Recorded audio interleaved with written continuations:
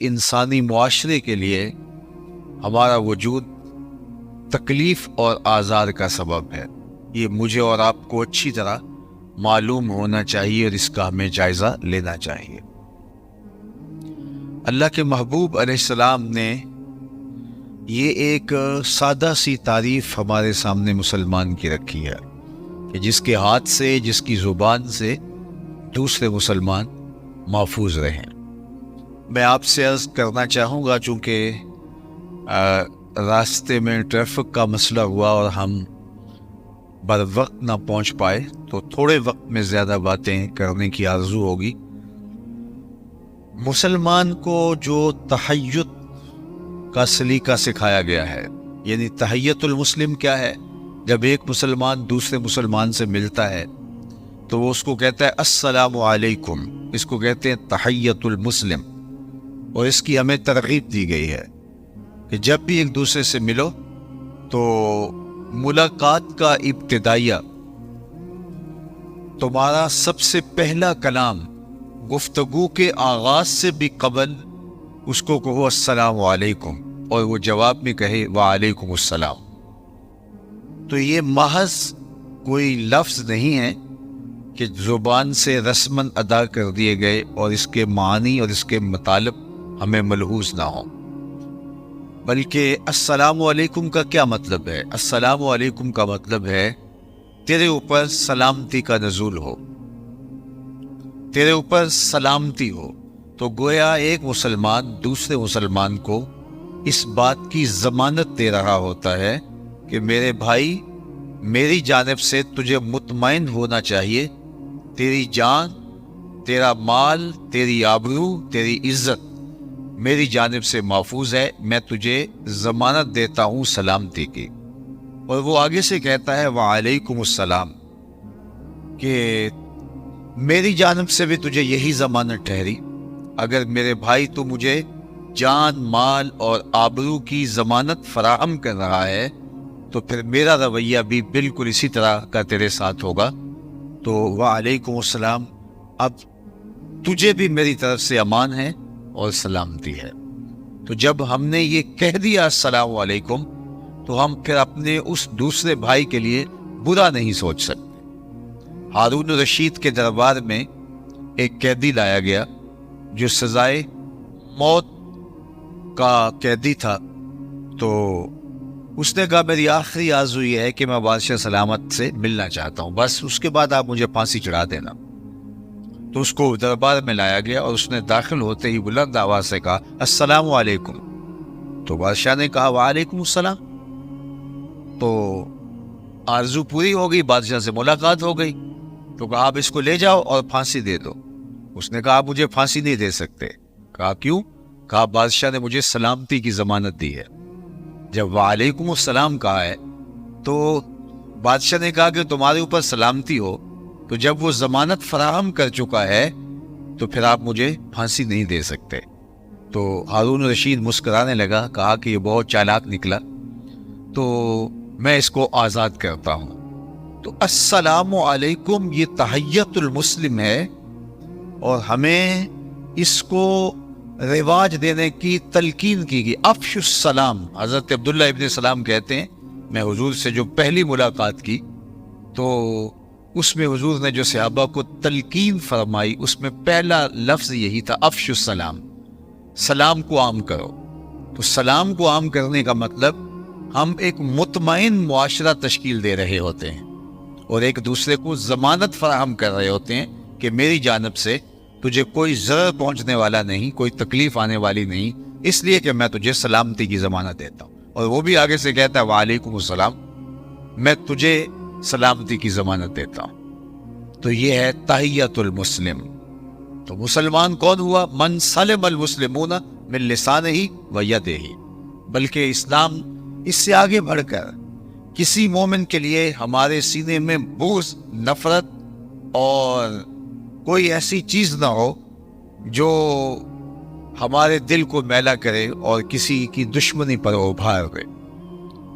حضرت عبداللہ بن عمر بن عاص رضی اللہ تعالیٰ عنہ فرماتے ہیں کہ مجلس رسول بپا تھی آقا کریم अलैहिस्सलातो व तस्लीम ने फरमाया, अगर जन्नती देखने का शौक है तो मस्जिद नबवी के दरवाजे पर देखो, जो पहला शख्स मस्जिद में दाखिल होगा वो जन्नती होगा। कहते हमने नजर की तो एक बूढ़ा शख्स, ताज़ा आसार वजू उसके चेहरे पे हवैदा हैं और बाएं हाथ में उसने अपना जूता पकड़ा हुआ है। मस्जिद में दाखिल हुआ और आके मजलिस में बैठ गया। दूसरा दिन हुआ, मजलिस बर्पा हुई, फिर आका करीम ने फरमाया, अगर जन्नती देखने का शौक हो तो दरवाजे पे देखो, जो पहला शख्स अब मस्जिद में दाखिल होगा वो जन्नती होगा। कहते हमने फिर देखा और सोचा कि देखते हैं आज कौन खुश नसीब ये इनाम पाता है। लेकिन वही बुजुर्ग ताज़ा वजू के आसार चेहरे पे ज़हूर पजीर है और बाएं हाथ में जूता पकड़ा है और आके मजलिस में बैठ गए। तीसरा दिन हुआ तो फिर फरमाया, जन्नती देखने का शौक हो तो दरवाजे पे देखो, आने वाला पहला शख्स जन्नती होगा। कहते हमने देखा तो वही बुजुर्ग उसी हालत में आए। मजलिस इख्तिताम को पहुंची, लोग घरों को पलटे। मैं उस बुजुर्ग के पीछे चल पड़ा और मैंने कहा कि मेरी वालिद साहब से कोई शिकरंजी है, मैं 3 दिन तक आपकी सोहबत में रहना चाहता हूँ, आपका मेहमान रहना चाहता हूँ, क्या आप मुझे अपने घर मेहमान रख लेंगे? उन्हें कोई बात नहीं, आ जाओ। कहते मैं उनके साथ चल पड़ा। 3 दिन तक मैं इस टो में रहा कि मैं देखूं इनका अमल क्या है। आका करीम ने फरमाया था जन्नती देखना है तो दरवाजे पे देखो, जो पहला शख्स मस्जिद में दाखिल होगा वो जन्नती होगा। और तीनों दिन यही तशरीफ लाते रहे तो कोई खास बात होगी। तो रात जब वो अपने बिस्तर पे सो जाते और मैं भी साथ चारपाई पे लेटा होता तो मैं जाग रहा होता इस टो में कि मैं देखूं कि ये रात को उठ के नवाफिल कितने बढ़ता है और दीगर आमाल क्या है। लेकिन वो बराबर सो रहा होता, सवाए ये कि जब वो बिस्तर पर करवट बदलता तो अल्लाह का नाम लेता। बाकी मैंने कोई उसका अलग से कोई अमल नहीं देखा। दिन के औकात में भी वही मामूल थे जो आम मुसलमान के मामूल होते हैं, कोई अलग सा उसका कोई मैंने अमल नहीं देखा। 3 दिन मैं टो में रहा लेकिन वो आम मामूल की जिंदगी ही बसर कर रहा था, कोई अलग सा अमल मुझे नजर नहीं आया। तीसरा दिन गुजारने के बाद मैंने अलविदाई सलाम पेश किया। मैंने कहा कि मैं 3 दिन यहाँ इसलिए गुजारे थे कि मैं देखना चाहता था कि आपके आमाल क्या हैं, चूँकि अल्लाह के महबूब अलैहिस्सलाम ने ये फरमाया था और आप 3 दिन तक आते रहे, लेकिन मुझे 3 दिन तक कोई ऐसी बात नहीं मिली जिसके बारे में मैं कहूँ कि हाँ ये अमल है जिसका मुझे भी ततब्बो करना चाहिए। वो जो आमाल हैं वो तकरीबन सब में पाए जाते हैं। तो वो कहने लगे कि अब्दुल्ला बिन अमर, अगर तुम और दिन भी रहो तो तुम्हें देखने को कुछ ना मिले, यही मेरे मामूल हैं जो तुमने देखे। मैंने तुमसे कोई अमल छुपाया नहीं, लेकिन एक मेरा अमल ऐसा है जो तुम देख नहीं सके, और अगर तुम और भी रहो तो ना देख पाओगे। तो कहते मेरे कदम रुक गए और मैंने उस बुजुर्ग से पूछा कि वो कौन सा अमल है।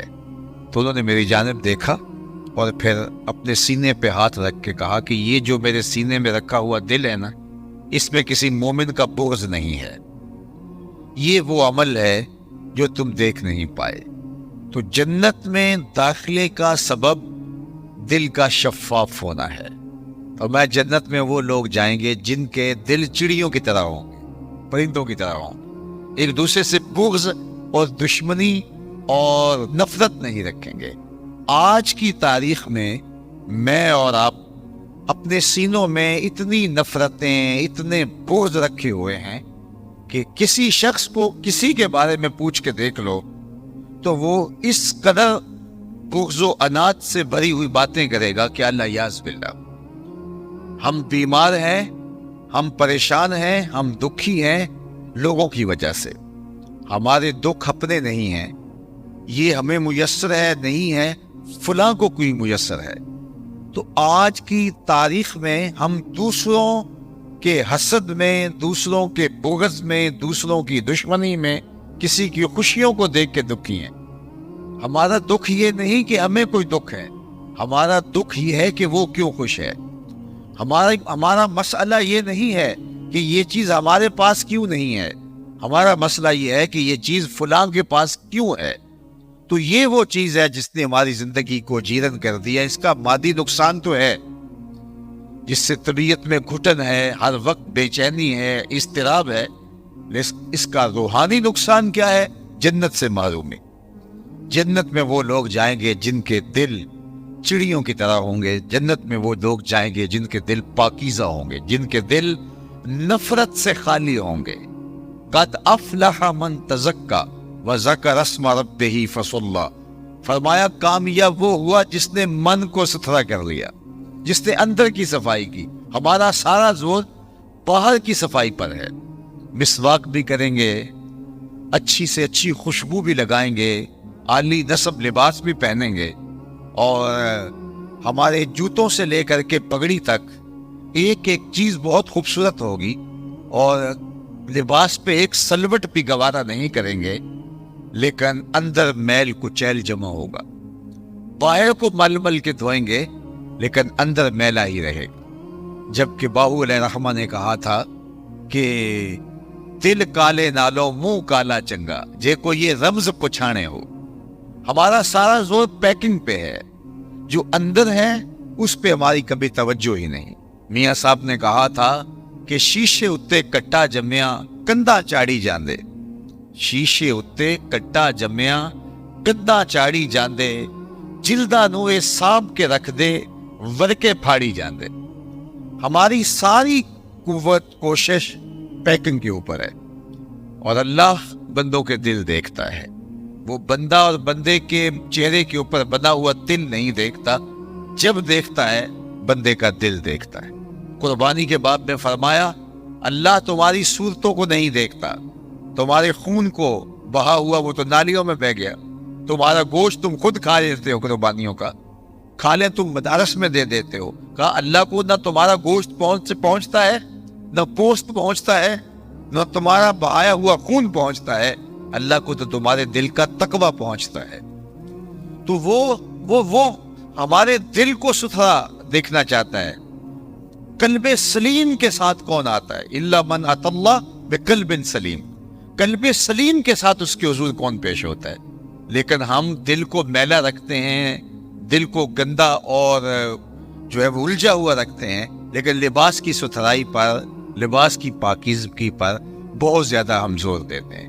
تو اس لیے ہمیں اس دل کو صاف کرنا ہے، دل کی ستھرائی کی طرف توجہ دینی ہے۔ حضرت رومی نے کہا تھا، جو اقبال کے بھی مرشد ہیں، دل بدست آور کے حج اکبرست، از ہزاراں کعبہ یک دل بہترست، کعبہ بن گاہ خلیل اطہرست، دل گزر گاہ جلیل اکبرست۔ کہا کہ دل کو قابو میں لیا، حج اکبر یہی ہے، ہزار کعبے سے ایک دل بہتر ہے۔ کہا وہ کیسے؟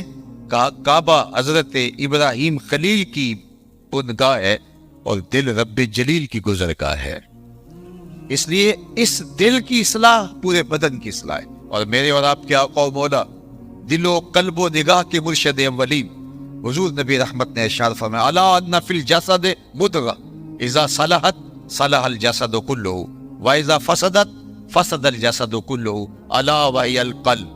انسان کے جسم میں گوشت کا ایک ٹکڑا ہے، جب وہ صحیح ہو جاتا ہے تو پورا جسم صحیح ہو جاتا ہے، اور جب وہ خراب ہو جاتا ہے تو پورا جسم خراب ہو جاتا ہے۔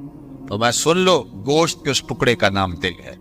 تو دل کی اصلاح پورے بدن کی اصلاح ہے، دل کی خرابی پورے بدن کی خرابی ہے۔ میں اور آپ اگر اصلاح احوال چاہتے ہیں، اگر ایک صالح پاکیزہ اللہ کا مطلوب اور مقصود مسلمان بننا چاہتے ہیں، اس کے پیارے محبوب جس طرح کا مسلمان ہمیں دیکھنا چاہتے ہیں، ہم اس طرح کا مسلمان بننا چاہتے ہیں، تو ہمیں توجہ اپنے دل کی طرف کرنی چاہیے۔ اللہ کے محبوب علیہ السلام نے فرمایا التقویٰ ہا ہونا، اور اشارہ کیا دل کی طرف، اور بار بار کیا التقویٰ ہا ہونا، تقویٰ یہاں ہے، تقویٰ یہاں ہے، تقویٰ یہاں ہے۔ تو اگر یہ درست ہو گیا، اللہ اکبر، وچے بیڑے وچے جھیڑے وچے ونج بہانے ہو، 14 طبق دلے دے اندر تمبو وانگو تانے ہو۔ سب کچھ تو اس دل کے اندر ہے۔ اور اقبال نے بھی کہا تھا خود ہی کا نشیمن تیرے دل میں ہے، فلک جس طرح آنکھ کے دل میں ہے۔ یہ پوری کائنات تو اس دل میں ہے، اور صوفیہ اس کو کائنات صغیر کہتے ہیں۔ پوری کائنات کو اگر اس کا خلاصہ دیکھنا ہے تو قلب انسان ہے، اور قلب انسانی کو اگر جو ہے وہ کھول دو گے تو پوری کائنات بن جاتی ہے۔ تو اس کی اصلاح پورے بدن کی اصلاح ہے، اور فرد کی اصلاح سے خاندان کی اصلاح ہوتی ہے، اور خاندان کی اصلاح پھر معاشرت کی اصلاح کی ضمانت بنتی ہے، اور معاشرے پھر جو ہے وہ ایک سالے سانچے میں ڈل جاتے ہیں اور ایک دوسرے کے لیے باعث ضرر نہیں رہتے، معاون بن جاتے ہیں، تو وہ معاشرہ جنت نظیر بن جاتا ہے۔ آج ہم جنت میں جانے کی آرزو رکھتے ہیں، لیکن ہم اس معاشرے کو جنت بنانے کی کوشش کیوں نہیں کرتے؟ جنت کا نقشہ جو اللہ نے قرآن میں بیان کیا ہے، ہمارے اکثر خطیب تو حوروں کا ہی ذکر کرتے ہیں، اور حوروں کے لباس سے لے کر کے ان کے اعضاء کی ساخت تک نقشے کھینچتے ہیں۔ میں انکار نہیں کرتا، جنت کی نعمتوں میں سے ایک نعمت حور بھی ہے، لیکن وہ اقبال نے کہا تھا امید حور نے سب کچھ سکھا رکھا ہے وائز کو، یہ حضرت دیکھنے میں سیدھے سادے بھولے بالے ہیں۔ تو صرف حور ہی جنت کا تعارف نہیں ہے، جنت کا ایک لطیف تعارف میرے رب نے کروایا۔ ذرا دیکھیے جنت کیا ہے۔ لا يسمعون فیہا لغوا ولا تاثیما، جنت کا یہ نقشہ میرے رب نے بیان کیا۔ کیا؟ جنت وہ مقام ہے جس مقام پر آپ کو لغو بات سننے کو نہیں ملے گی، یعنی کوئی ایسی بات جو آپ کی طبیعت پہ شاک ہو، جو آپ کی طبع پہ گراں گزرے، جو آپ کی طبیعت کے اوپر بوجھ ہو، اور جو آپ کے اوپر جو ہے وہ شاک ہو۔ جنت ایسا پاکیزہ اور پرسکون مقام ہے کہ جہاں لا یسمعون فیہا لغوا ولا تعظیما، نہ تو وہاں کوئی لغو اور بیہودہ بات سننے کو ملے گی، اور نہ ہی کوئی بیہودہ لہجہ سننے کو ملے گا، نہ جنت کے اندر آپ کی کانوں کی سماعتوں پر کوئی گراں لفظ آپ کو سننے کو ملے گا، نہ کھردرا لفظ سننے کو ملے گا، نہ سخت لفظ سننے کو ملے گا، ولا تعصیما، اور نہ ایسا کوئی عمل دیکھنے کو ملے گا جس کو اسم کہا جا سکتا ہو، جس کو گناہ کہا جا سکتا ہو، جو ضرر کا سبب اور تکلیف کا سبب اور ذریعہ ہو۔ تو یہ جنت کا نقشہ ہے۔ جنت حاصل کرنے کے لیے اس دنیا کو جنت بنانا پڑے گا۔ اگر جنت حاصل کرنے کے لیے ہم نے جو ہے وہ ہمسائے کے گھر کو ہم نے اذیت کدہ بنا دیا ہے، میں تو یہ بات بھی اپنے دوستوں کو کہتا ہوں کہ آپ اگر جنریٹر بھی لگاتے ہیں تو وہ بھی اس انداز سے لگائیں کہ ہمسائے کی نیند وہ چاٹ نہ ہو، اس کے شور و غل سے، اس کی آواز سے۔ آپ تو بند کمرے میں اے سی لگا کے سو گئے اور جنریٹر باہر چل رہا ہے، لیکن جس کے گھر کی کھڑکیاں بھی پوری نہیں ہیں تو وہ گرمی میں جلس تو رہا ہی ہے، وہ اس اذیت سے بھی گزر رہا ہے۔ تو جنت کا نقشہ یہ بیان کیا گیا، لا یسمعون فیہا لغوا ولا تعصیما۔ تو مجھے اور آپ کو اگر جنت میں جانا ہے تو اس دنیا کی زندگی کو جنت بنانا پڑے گا، لوگوں سے درگزر کرنا پڑے گا، لوگوں کی غلطیوں کو معاف کرنا پڑے گا، لوگوں کے لیے اپنے دل کو کشادہ کرنا پڑے گا۔ میں یونیورسٹیز میں، ہمارے کالجز کے اندر ہو رہا ہے، آئے دن خبریں ہم سن رہے ہوتے ہیں۔ تو یہ کیا ہے؟ ہمارے دیہاتوں میں، ہماری گلیوں میں، دیہات تو ایک تقدس ماحول کا نام ہوتا تھا، ایک پورا خاندان اور ایک فیملی ہوتی تھی۔ آج دیہاتوں کا وہ تقدس ٹوٹ گیا، اقدار دم توڑ گئے، اخلاق اسنا ختم ہو گئے، آج بڑوں کی عزت ختم ہو گئی، چھوٹے شوخ چشم ہو گئے۔ اور نتیجہ کیا ہوا؟ اقبال نے تو ایک صدی قبل کہا تھا، نوجوانہ چو زنا مشغول تن، از حیا بیگانہ پیرانے کہن، دخترانے او بچشم خود اسیر، شوخ چشموں شوخ بینوں خردہ بین، ساختہ پرداختہ دل باختہ، ابرواں مثل دو تیرے آختہ۔ اقبال نے کہا تھا کہ جس دور میں میں جی رہا ہوں، اب وہ دور آ گیا ہے کہ نوجوان عورتوں کی طرح سجنے سنورنے لگ گئے ہیں، ہر وقت کنگھی پٹی کے چکر میں رہتے ہیں، اور جو بوڑھے ہیں ان کی آنکھوں سے بھی حیا رخصت ہوتا چلا جا رہا ہے، اور جو خواتین ہیں وہ اپنی آنکھ کی اپنی خود عاشق ہو گئی ہیں، اور ہر وقت بند سور کے رہنا اور ابروؤں کو تیغوں کی طرح تیار کر کے جو ہے وہ دلوں کو کاٹتے پھرنا ان کا شغل بن گیا ہے۔ لیکن یہ ایک صدی قبل کی کہانی ہے۔ آج کی تاریخ کے اندر ہمارا معاشرہ نہیں رہا۔ آخرت کے اندر تو جو جہنم اور یا جنت وہ فیصلہ آباد میں ہونا ہے، ہم نے اس معاشرے کو جہنم بنا لیا ہے، اور جہنم کے اندر ہم زندگی گزار رہے ہیں۔ حضرت نبی رحمت صلی اللہ علیہ وسلم کے سینہ اطہر پہ اترنے والی پاکیزہ کتاب قرآن مجید میں اللہ تعالیٰ نے فرمایا کہ وہ اس بات پہ قادر ہے کہ تمہارے اوپر سے بھی عذاب نازل کرے اور تمہارے نیچے سے بھی عذاب نازل کرے۔ حضرات مفسرین نے کہا کہ اوپر کا عذاب یہ ہے کہ تمہارے اوپر پتھر برسیں، اور نیچے کا عذاب یہ ہے کہ زلزلے آئیں یا زمین بنجر ہو جائے، فصل دینا چھوڑ جائے، تو یہ اوپر نیچے کا عذاب ہے۔ لیکن رئیس المفسرین ابن الامہ حضرت عبداللہ ابن عباس رضی اللہ تعالیٰ عنہ اس آیت کریمہ کی تفسیر میں فرماتے ہیں نہیں، اوپر کا عذاب یہ ہے تمہارے حکمران نااہل ہوں، اور نیچے کا عذاب یہ ہے تمہاری اولاد نافرمان ہوں۔ یہ اوپر اور نیچے کا عذاب ہے جہاں قومیں جکڑی جاتی ہیں۔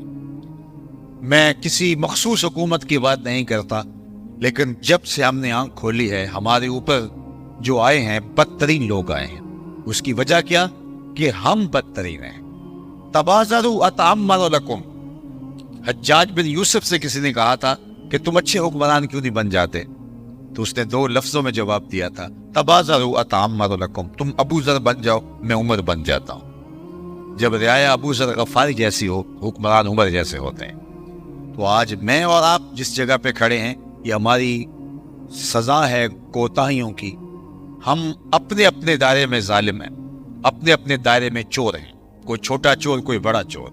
جہاں ہمارا بس چلتا ہے ہم کم نہیں کرتے، اور یہ معاشرہ جینے کا معاشرہ نہیں رہا، اور ہم نے اس کو خود جہنم بنایا، اور اس جلائی ہوئی آگ کے اندر خود جلس رہے ہیں۔ ہماری اپنی بیٹیاں بہویں، ہم اپنے بیٹے، ہم اپنے بوڑھے اس کے اندر، اس آگ کے اندر چل رہے ہیں، اور ہم اس جہنم سے نکلنا بھی نہیں چاہتے۔ تو اس جہنم سے اگر نہیں نکلیں گے تو اس جہنم سے کیسے بچ پائیں گے؟ اس دنیا کو جنت نہیں بنائیں گے تو اس جنت کے حقدار کیسے ہو سکتے ہیں؟ تو صالح پاکیزہ معاشرہ، قو انفسکم واہلیکم نارا وقودها الناس والحجارہ، میرے رب نے کہا کہ خود اور اپنے اہل و عیال کو، اپنی بیوی بچوں کو جو ہے وہ آتش دوزخ سے بچا لو جس کا ایندھن انسان اور پتھر ہیں۔ تو میں اور آپ اگر اپنی زندگی خوبصورت بنانا چاہتے ہیں اور جنت کے طالب ہیں تو اس زندگی کو جنت بنانا پڑے گا، اور اس سے پہلے اپنے دل کو جنت بنانا پڑے گا۔ جب دل گلزار جنت بن جائے گا تو پھر ہمارے وجود سے خیر پھوٹے گی، اور اگر دل جہنم بنا رہا، نفرتوں کی آگ جلتی رہی اس جہنم کے اندر، بغض اور کینہ پلتا رہا اس سینے کے اندر، تو پھر ہمارے وجود سے ظہور پذیر ہونے والے اعمال کبھی خیر کے اعمال نہیں ہو سکتے۔ اس لیے اس دل کی اصلاح پورے بدن کی اصلاح ہے۔ تو فرمایا التقویٰ ہا ہنا، تقویٰ یہی ہے، اور فرمایا اسی کو صحیح کر لو، یہ صحیح ہو جاتا ہے تو پورا جسم صحیح ہو جاتا ہے، یہ خراب ہو جاتا ہے تو پورا جسم خراب ہو جاتا ہے۔ میں اور آپ اگر اپنی ذات سے لے کر امت کی اصلاح تک کی آرزو رکھتے ہیں تو ہمارے پاس کہیں جانے کی ضرورت نہیں ہے، ہمیں اپنے آپ کو بدلنا ہے، اپنے اندر کی تبدیلی کو ہم نے یقینی بنانا ہے، پھر اس کے فیضان، اس کی برکتیں پورے معاشرے کو نصیب ہوتی ہیں، اور میں ذمہ دار اپنا ہوں۔ اس کے بعد پھر دوسرا درجہ اس کا آتا ہے جو میرے دائرۂ اختیار میں، اور میں اگر اپنے آپ کی اصلاح کی کوشش نہیں کرتا تو پھر پوری دنیا کی اصلاح کی کوشش ممکن ہی نہیں ہے۔ یہ خیال است و محال است و جنو، یہ کبھی ہو نہیں سکتا ہے۔ تو اللہ جل شانہ اس معاشرت کو، اللہ نے یہ پاکیزہ وطن جو ہمیں عطا کیا، اللہ اس کو صالحیت کا نور عطا فرمائے، اور ہم پاکیزہ ماحول اور پاکیزہ زندگی کے تصور سے آگے بڑھے۔ اسلام نے ہمیں جو ستھرائی، پاکیزگی عطا کی ہے اور پوری زندگی کو خوبصورت بنانے کی تلقین کی ہے، اللہ عمل پیرا ہونے کی توفیق دے۔ وقت کی نزاکتیں میرے دامن کو کھینچ رہی ہیں، اور نماز عصر کا وقت تیزی کے ساتھ جو ہے وہ آگے بڑھ رہا ہے۔ میں انہی کلمات پر اپنی گفتگو کو سمیٹتا ہوں۔ کار ما آخر شدو، آخر زما کار نشد، مشت خاک ما غبار کوچہ یار نشد، و آخر دعوانا ان الحمدللہ۔